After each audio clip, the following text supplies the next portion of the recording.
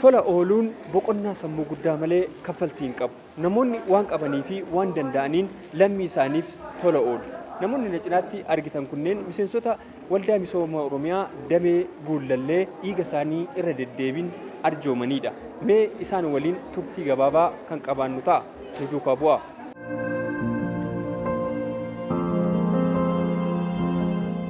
Har'a dhiiga arjoomteeti kan jirtu. Yeroo meeqaffaadhaaf dhiiga kana arjoomte har'aa akkasumas dhiiga arjoomuuf jalqaba maaltu si kakaase? Har'a arjooma dhiigaa kana yeroo 10ffaa kootifanii kanan kennee ka'ee akkan dhiiga kana arjoomuuf wantoota na kakaasan keessaa akkuma beekamu biyya keenya keessatti balaan tiraafikaa irra deddeebiidhaan biyyatti mudatudha. Du'aatii haadholii fi daa'immanii sababa hanqina dhiigatiin bal'inaan kan mul'atu lammiilee hedduutu kanaan dararama jechaadha.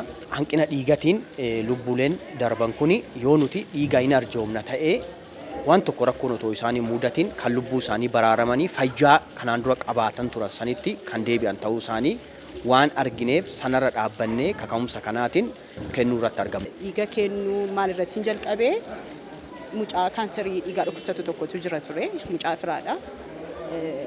Dhiiga tola fudhatti durri dhiiga gaafa kennanii namootuma dhukkubsatan fira namoota namatti dhiyoodhaafidha kan dhiigi kee ilaalamee waan hundumtu ganaa qoratamee ammasti namni du'a ture.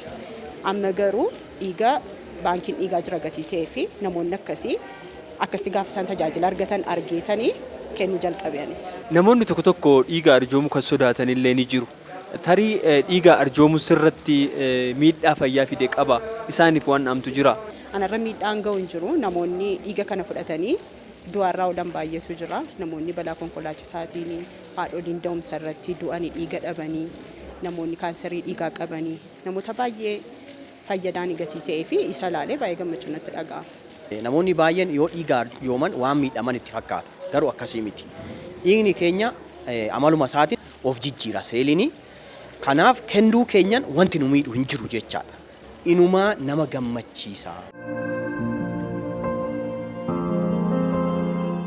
Kutaa magaalaa Guullalleetti arjoomii dhiigaan dabalata sagantaa tola ooltummaa bonaatiinis namoota harka qalleeyyii fi humna hin qabneef manni haareffamee jira. Namoota carraa kana argatan yaaddoo aduu fi roobaa waggoota dheeraa jalaa baraaraman keessaa Immahooy Warqituu Galatoo isaan tokkodha.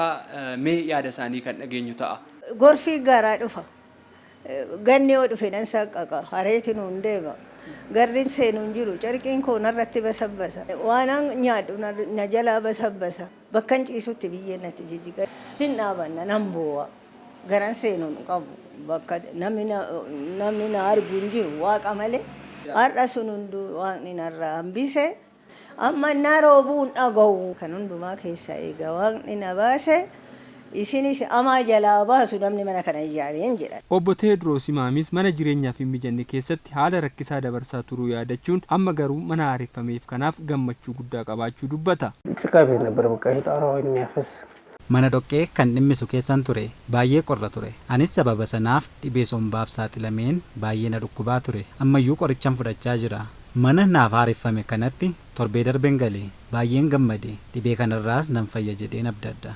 Akka kutaa magaalaa Guullalleetti sagantaa tola ooltummaa bonaatiin hojiiwwan tola ooltummaa hedduun bu'a qabeessa ta'an hojjetamu itti gaafatamaan waajjira tola ooltummaa fi qindeessaa hirmaannaa hawaasaa kutaa magaalichaa obbo Milkiyaas Boonkee himan. ከ254 ቤት በላይ ገንብተን Manneen 254 ol ijaarree warreen humna hin qabnee fi oolmaa biyyaaf oolaniif akkasumas qaama miidhamtootaaf dabarsineerra. Namoota 190,090 oliif maaddiin qoodameera. Qaamolee hawaasaa adda addaa irraa dhiigni yuunitiin 5,000 ol walitti qabameera. Akkasumas giddugala yaalaa dhibee sammuutiifis deeggarsi meeshaalee garaagaraa taasifameera. Hojii kanas abbootii qabeenyaa fi tola ooltota adda addaa hirmaachifnee sagantaa tola ooltummaa bona darbeetiin hojjetamaniiru. Ganda kanas kutaa magaalichaatti hojiiwwan hedduun karoorfamanii hojjetamaa jiraachuu obbo Milkiyaas ibsaniiru.